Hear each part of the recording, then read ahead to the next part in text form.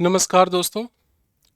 आज हम यूपीएचएससी 51 के अंतर्गत लॉ सब्जेक्ट पे बात करेंगे और इसे भी तीन पार्ट में हम लोग बांट करके बात करेंगे, जिसमें फर्स्ट जो है इंटरव्यू की एक आध जरूरी बातें, और दूसरे स्टेप पे सब्जेक्ट का नेचर क्या है। और नेचर में आज हम लोग इसमें ये देखेंगे कि लॉ सब्जेक्ट में आंसर देने में हमें विशेष केयर जो है किस बात का करना चाहिए। और थर्ड स्टेज पे यूपीएचएससी ने जो इंटरव्यू में क्वेश्चन पूछे हैं, उनमें से करीबन 5 7 10 क्वेश्चनों का कुछ लिस्ट लेंगे, जिससे कि एक आइडिया आपको लग जाए कि बाकी जो यूनिट हैं वहाँ से अगर क्वेश्चन पूछे जाते हैं तो हमें कैसा आंसर देना है या किस तरह के क्वेश्चन बन सकते हैं। एक एक करके समझते हैं। सबसे पहले तो एक काफ़ी ज़रूरी क्वेश्चन जो है, ये ज़रूरी हमारे लिए भी है और आयोग के लिए भी है, और डरावना भी है साथ में। क्वेश्चन क्या है कि इंट्रोड्यूस योरसेल्फ। दरअसल ये जो क्वेश्चन है, हम काफ़ी डरे रहते हैं कि इसी से स्टार्ट होगा, लेकिन इसके ढेर सारे फायदे भी हैं। सबसे पहले तो इस क्वेश्चन की ज़रूरत को समझते हैं कि क्यों है। हमारी ज़रूरत क्यों है? क्योंकि हमसे पहला क्वेश्चन यही पूछा जाएगा। अब तक मैंने जितने भी कैंडिडेट से बात किया है, उनमें से मुझे याद नहीं आ रहा है कि किसी ने कहा हो कि मेरे से इंट्रो नहीं पूछा गया। लगभग सभी से पूछे गए हैं। और यानी कि हमारी ज़रूरत तो है, पहला क्वेश्चन यही पूछा जाएगा। आयोग की क्या ज़रूरत है, इसको हम समझते हैं। देखिए, जो आपका इंटरव्यू होगा, इस क्वेश्चन की जो डिमांड है वो आपको टाइम के अकॉर्डिंग रहती है। यानी कि मान लीजिए कि पूरे दिन में अगर 30 कैंडिडेट को इंटरव्यू के लिए बुलाया जा रहा है, तो इस क्वेश्चन की वैल्यू फर्स्ट हाफ कैंडिडेट के लिए कुछ और रहती है और सेकंड हाफ के लिए कुछ और रहती है। या यूं कहें कि इनके लिए बहुत ज़्यादा रहती है। खैर, इनके लिए भी होता है, लेकिन लास्ट के जो 15 है, इनके लिए सबसे ज़रूरी होता है। ऐसा क्यों? क्योंकि जो फर्स्ट हाफ है, मान लीजिए कि उसमें आप गए। पहले तो देखिए, उनकी मजबूरियां भी कई तरह की होती हैं। फर्स्ट, पहली मजबूरी कि आपका मान लीजिए कि 10 AM पे इंटरव्यू है और आप इंटरव्यू रूम में पहुंच गए तो कभी कभी क्या होता है कि वो ठीक से प्रिपेयर्ड नहीं रहते हैं। ठीक से प्रिपेयर्ड का मतलब कई लेवल पे, जैसे कि मानसिक लेवल पे, या फिर कुछ क्वेश्चन अगर उन्होंने लिख के रखा है तो, या कोई और बात है तो। समय लेने के लिए भी ये क्वेश्चन पूछ दिया जाता है कि इंट्रोड्यूस योरसेल्फ, या अपने बारे में आप कुछ बताइए। अब जैसे आप बताना स्टार्ट कर देते हैं तो आप पूरी तरह से सतर्क हो जाते हैं और अपनी बातों पर ध्यान भी देने लगते हैं कि अब मेरा इंटरव्यू चल रहा है और मेरी बात ध्यान से सब लोग सुन रहे हैं, और इसमें से क्रॉस भी पूछा जाएगा, कोई गलती नहीं करना है। आप अपनी जगह सही भी हैं और आपको करना भी यही है कि ध्यान से वर्ड सिलेक्शन करके फिर आपको बोलना है। लेकिन कई मामलों में स्टार्ट में कमीशन इस बात को इग्नोर कर देता है कि आप क्या बता रहे हैं। मतलब विशेषकर 10th 12th इस टाइप में ज़्यादा केयर नहीं की जाती है, थोड़ा उन्हें समय मिल जाता है। लेकिन हाँ, जैसे जैसे इंटरव्यू चलने लगता है, जैसे मान लीजिए कि 1 2 3 4 ऐसे करके होने लगता है, तो जो प्रश्नों का पिटारा है वो धीरे धीरे कम होने लगता है उनके पास, और एक दबाव अलग से उनके ऊपर काम करने लगता है। वो दबाव क्या है? जैसे कि प्रश्न को दोहराना नहीं है, रिपीट नहीं करना है। जो पिछले कैंडिडेट से हमने पूछ लिया है उसको दोहराना नहीं है। और दूसरा, जो क्वेश्चन का लेवल है वो हमें ज़्यादा से ज़्यादा रखना है, ऊंचा रखना है, ठीक रखना है। ऊंचा का मतलब ठीक से है। अब दोहराना नहीं है, ऊंचा नहीं रखना है, तो देखिएगा कोई भी पर्सन है वो एक्सपर्ट है, लेकिन वो भी एक इंसान है। हर व्यक्ति की कुछ सीमाएं होती हैं कि कुछ प्रश्न इंसान सुनते ही तुरंत पूछ देता है, और कुछ प्रश्न ऐसे हैं जो थोड़ा सा रिकॉल या आराम से रुक के फिर पूछता है। ये हायरार्की होती है। हमारे नॉलेज में भी, उनके नॉलेज में भी ऐसी होती है। तो आने वाले प्रश्नों में थोड़ा सा दिक्कतें उनके लिए भी बढ़ती हैं। और ऐसे में क्या होता है कि जब आप इंट्रो देते हैं तो वो उनमें प्रश्नों की तलाश करने लगते हैं कि काश कुछ ऐसा आप बता दें जिससे वो क्वेश्चन पूछें, और हम बताते भी हैं। जैसे आपका कोई रिसर्च का टॉपिक है, कोई हॉबी है, या कुछ और भी जो आप इंट्रो में रखते हैं, तो फिर वहाँ से क्वेश्चन वो लोग रेज करते हैं। और फिर कभी कभी तो आधा, इस सेकेंड हाफ में चांस रहता है कि आधा जो डिस्कशन है वो आपके इंट्रो पे चला जाए। अब इसमें देखिए कि इसका लाभ हम कैसे उठा सकते हैं। एक तो ये है कि जब हम हॉल में रूम में वाले रहते हैं, इंटरव्यू रूम में, तो वहाँ पर तीन डर तो डायरेक्ट काम करता है। एक तो ये है कि क्या पूछेंगे, क्योंकि हमें पता नहीं है, इंटरव्यू है तो कुछ भी पूछ सकते हैं। दूसरा, किस यूनिट से पूछेंगे, क्या हमसे यूनिट पूछेंगे फेवरेट, या फिर अपनी तरफ से पूछना स्टार्ट कर देंगे। और तीसरा एक डर होता है कि कहीं ऐसा तो नहीं कि बोर्ड पे खड़ा कर दे कुछ पढ़ाने के लिए और 10-15 मिनट उसी पे निकाल दें। ये तीनों होता भी है। जैसे इस थकावट के बाद इंट्रो और बोर्ड पे पढ़ाना बहुत ज़्यादा कह सकते हैं कि एक रिसोर्स हो जाता है पैनल के पास कि बोर्ड पे पढ़ाइए ऐसा। तो जैसे हम लोग भी कोशिश करते हैं कि आपको दोनों तरह का एक्सपीरियंस दें, एक फर्स्ट हाफ में, एक सेकेंड हाफ में।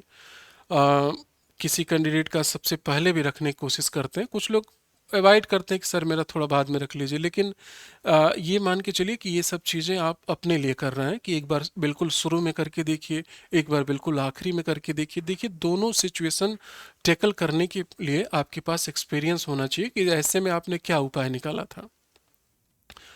तो सेकंड में इंट्रो और बोर्ड दोनों होता है, तो ये डर बना रहता है जब आप इंटरव्यू रूम में जाने वाले होते हैं। तो ऐसे में क्या होगा कि जब आप मतलब फ़ायदा उठाने के लिए आप इंट्रो जब बता रहे हैं, तो आप उसमें किस इनडायरेक्ट तरीके से आप अपनी किसी यूनिट का नाम रख सकते हैं। देखिए, इनडायरेक्ट तरीके से, जैसे मान लीजिए कि क्रिमिनोलॉजी से रिलेटेड आपको पसंद है, इंडियन पॉलिटी से रिलेटेड पसंद है, इंटरनेशनल लॉ से चीज़ें पसंद है, तो आप इनडायरेक्टली रख सकते हैं कि मुझे इस तरह की जो है पुस्तकें, आर्टिकल या एक्ट, ये पिछले 4-5 सालों से सर मुझे अधिक पसंद आ रही है। मतलब आप आप बताएंगे उसके अकॉर्डिंग इसको कैसे रखना है, वो तरीका आपको बताया जाएगा कि हाँ, इस तरह से आप अपनी बात रख सकते हैं। या आप खुद भी आप शब्दों का चुनाव कर सकते हैं कि मुझे ये रखने के लिए क्या बोलना चाहिए। इससे वो तीनों डर आपके खत्म हो जाएंगे कि क्या पूछेंगे, यूनिट क्या पूछेंगे, बोर्ड पे ज़्यादा समय पढ़वाया जाएगा या नहीं। क्योंकि कई बार 2 मिनट 3 मिनट ही बोर्ड पे कहा जाता है, तो आप समझ रहे हैं, वैसे में वो बस एक कोरम पूरा किया जाता है कि हाँ, आप बोर्ड पे भी आपने आपका टेस्ट लिया गया है, इस तरह की चीज़ें। सेकेंड स्टेप पे आते हैं कि सब्जेक्ट के आंसर में हमें किस नेचर पे ध्यान देना चाहिए या किन बातों का ध्यान देना चाहिए। तो देखिए, क्वेश्चन चाहे वो सीधे पूछे गए हैं या सोसाइटी से रिलेटेड हों या नेशनल इंटरनेशनल या कहीं से भी हो, आपको मैक्सिमम ट्राई करना है कि अपने आंसर में एक्ट, सेक्शन, आर्टिकल, इन सबको जरूर जोड़ के बताएं।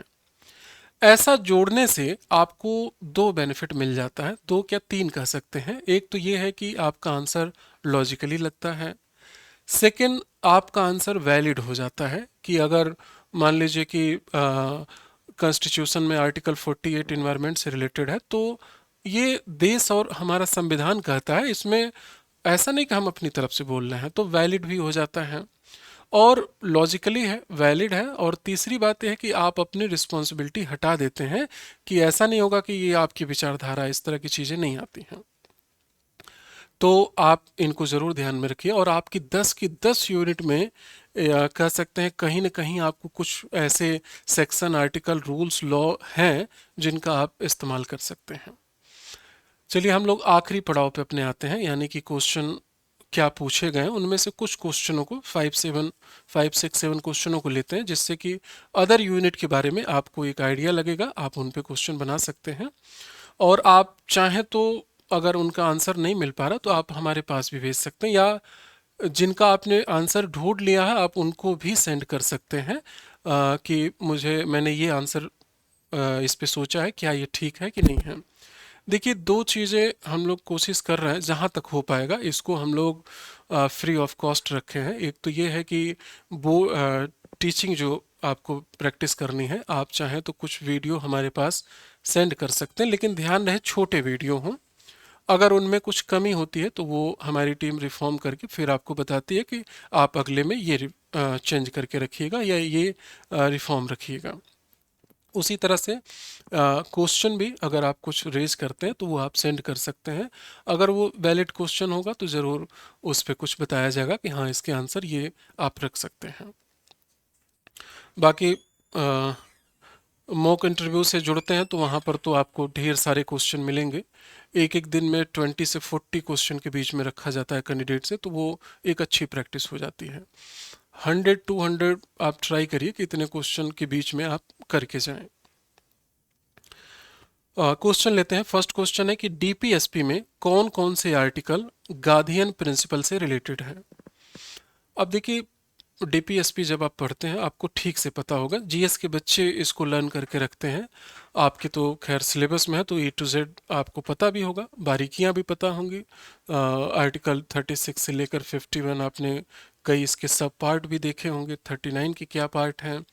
उसी तरह कुछ डिवीजन और आपको कर लेना है कि कौन कौन से आर्टिकल हैं जो इन्वायरमेंट से रिलेटेड है, कौन चाइल्ड से रिलेटेड है, कौन वीमेन से रिलेटेड है। उसी तरह एक डिवीजन ये भी है कि कौन सा गार्डियन से रिलेटेड है, गार्डियन प्रिंसिपल से, और कौन जो है गार्डियन प्रिंसिपल से रिलेटेड नहीं है। ऐसा बाइफरकेट कर सकते हैं। इसकी लिस्ट है 5-6, आप उनको देख सकते हैं। जैसे आर्टिकल 40 है, 43 है, इस तरह से आप उनको एक सीरीज में रख सकते हैं एक पास। नेक्स्ट क्वेश्चन है कि किस प्रकार के बिल में लोकसभा राज्यसभा से पास होने के बाद भी 50% स्टेट की परमिशन कंपलसरी है। आप जानते हैं कि बिल पास करने के जो तरीके हैं, आप उन तरीकों को देख लीजिएगा कि इस तरीके से लोकसभा पास की, राज्यसभा पास की बिल बन जाता है। लोकसभा राज्यसभा मेजोरिटी के साथ पास की, लोकसभा राज्यसभा पास होने के बाद स्टेट की भी परमिशन होती है। तो आप उन स्टेप को देख लीजिएगा। एक आध एग्जाम्पल भी जोड़ सकते हैं अगर ज़रूरत लगे तो, या क्वेश्चन की डिमांड है तो। जैसे जीएसटी वाले केस में हुआ था, तो आप इन बाइफरकेशन को ज़रूर देख लीजिएगा। ये सिलेबस में डायरेक्ट है सभी बातें। नेक्स्ट क्वेश्चन है कि रिसेंट के कुछ ऐसे केसेस बताइए जो इंटरनेशनल कोर्ट ऑफ जस्टिस से रिलेटेड हैं। तो देखिए, इंटरनेशनल कोर्ट ऑफ जस्टिस ये हर साल किसी न किसी कारण से चर्चा में रहता है। जैसे कि कुछ समय पहले आप जानते हैं कि पुतिन चर्चा में थे, इज़राइल प्रेसिडेंट भी चर्चा में थे। 1-2 साल पहले चाइना जो है इसमें चर्चा में था। यानी हर कोई किसी न किसी तरीके से रहता है। विशेषकर जो पावरफुल कंट्रियां हैं वो कोर्ट की बात मानने से इनकार कर देती हैं, तो ये बहुत ज़्यादा न्यूज़ में आ जाता है कि क्या ये ऐसी संस्था है कि जिसकी बात को कोई ठुकरा सकता है, या इसकी ज़रूरत है नहीं है। ऐसे क्वेश्चन एराइज होने लगते हैं। Next question, mistake and fraud में 3 बेसिक डिफरेंसेस बताइए। क्वेश्चन काफ़ी आसान है। आसान क्वेश्चन की 2 तरह की बातें नेक्स्ट निकल के आती हैं। एक तो ये है कि इससे क्रॉस क्वेश्चन बनते हैं अगर बहुत आसान क्वेश्चन है तो। सेकंड ये कि इजी क्वेश्चन है, लेकिन जब ऐसे 3-5 पॉइंट वर्ड दे दिए जाते हैं और हमारा रिवीजन गैप हो जाता है, या कभी कभी क्या होता है कि रिवीजन करते समय हम मुश्किल टॉपिक को टाइम दे करके फिनिश कर देते हैं और इजी वाले को रिवीजन कम रखते हैं, तो समस्या क्या आती है कि आपसे कहा गया कि 3 differences between fraud and mistake, तो आप ऐसे में क्या करेंगे कि आप 1-2 जल्दी से बताएंगे, उसके बाद थोड़ा सा रुक जाते हैं। तो वो जो है जैसे मान लीजिए कि छोटा टॉपिक है, तो ऐसे में 3 आप फ्लुएंट बता सके। भले जिस आवाज़ में मेरी अभी बातचीत हो रही है आपसे, आप इस तरह भी बता सकते हैं। ऐसे आराम से बोलने में आपको थोड़ा सा रिकॉल करने का भी बीच में टाइम मिल जाएगा, तो आप उन तीनों पॉइंट को एक एक करके बता सकते हैं। मतलब ज़्यादा गैप ना हो एक से दूसरे में या दूसरे से तीसरे में। फिफ्थ है नेक्स्ट क्वेश्चन कि एक्सप्लेन फ्यू लिमिटेशन ऑफ लोक अदालत। अब देखिए इसमें कुछ परमिशन लोक अदालत को नहीं दी गई हैं, तो आप वो लिमिटेशन दिखा सकते हैं इसमें। और सेकंड, कई जगह पे जहां पर भी लोक अदालत फेल हुआ है वहां से कुछ पॉइंट को सेलेक्ट करके, सभी नहीं, कुछ को निकाल करके आप वहां पर लिमिटेशन में ऐड कर सकते हैं। हाईलाइट वाले आप पहले, फिर उसके बाद, फिर उसके बाद, ऐसे में। Next question, wild life protection act 1972 का कौन सा सेक्शन एनिमल को मारने की परमिशन देता है? ये देखिए ये थोड़ा कंट्रास्ट है। मारने की परमिशन थोड़ा अजीब लगता है। तो ऐसे में जब आप वाइल्ड लाइफ इस एक्ट 1972 के सब सेक्शन में जाएंगे तो वहाँ पर रोमन अंक में लिखा हुआ है प्रॉपर 1 2 3 4। तो वो उसी में जब जाएंगे तो आपको वहाँ पर मिल जाएगा कि इस सेक्शन में आप किसी एनिमल को मारते हैं तो वो पनिशेबल नहीं है। तो एक तरह से वो परमिशन देता है, आप उस सेक्शन को बता सकते हैं। इतना डेप्थ ये क्वेश्चन इसलिए भी है क्योंकि ये सिलेबस में डायरेक्ट है। आप जानते हैं कि आपके इस यूनिट में 3 एक्ट सीधे सीधे लिखे हुए हैं, तो वहीं से ये पार्ट एराइज किया गया है। लास्ट क्वेश्चन है, आईसीटी एक्ट 2000 का सेक्शन 65 में क्या क्या है? अब देखिए साइबर सिक्योरिटी जहां भी होता है वहां पर आपको आईसीटी एक्ट 2000 पढ़ना ही पढ़ना है। स्पेशली कुछ इसके सेक्शन है उसे आप ज़रूर देखें, जैसे सेक्शन 65, 66, 67, 71, 72, 73, ये मोस्ट इम्पॉर्टेंट है। और इनमें भी सबसे इम्पॉर्टेंट 66 है।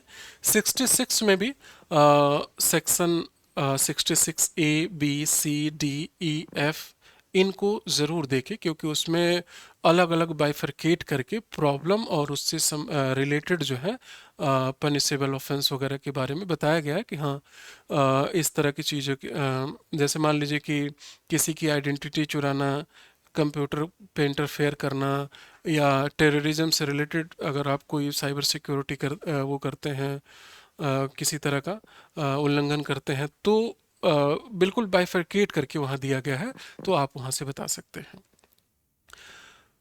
अगर कुछ क्वेश्चन आपके माइंड में रहता है तो आप चाहे तो आप बात करके भी उनको पूछ सकते हैं। कुछ बेसिक बातों में अगर हम देखें तो अभी हमारा जैसे मॉक इंटरव्यू चल रहा है, अगर आपको लगता है कि हाँ थोड़ा बहुत फ़ायदेमंद ये हो सकता है तो आप इसमें जुड़ सकते हैं। ये 4 मेंबर की पैनल है और सब कुछ वही आयोग का कॉपी पेस्ट हमने करने की कोशिश की है। वेटिंग हॉल हुआ, माइक से अनाउंसमेंट हुआ और डॉक्यूमेंट वेरिफिकेशन हुआ, ये सभी चीज़ें कि आप उस दिन क्या क्या महसूस करते हैं और क्या क्या डर आते हैं, क्या क्या चैलेंजेस हैं जो कि हम उस दिन ना फेस करके पहले ही थोड़ा सा उसे देख लें। तो इसके लिए मॉक इंटरव्यू रखा गया है। और हाँ, एक ज़रूरी बात यह है कि अभी हमारे पास लगभग 13-14 अगस्त तक का डेट फुल हो चुका है। रोज़ एक एक दिन ऐसे ऐड हो रहा है, तो अगर अभी आप जुड़ते हैं तो आपको कम से कम 14-15 अगस्त का डेट मिलेगा। तो अभी हाल फिलहाल में अगर आप जुड़ते हैं तो अगर कुछ क्वेश्चन क्वेरी हो तो आप दिए गए नंबर पे कॉल कर सकते हैं। आज का डिस्कशन हम लोग यहीं फिनिश करेंगे। थैंक यू सो मच आप सभी का।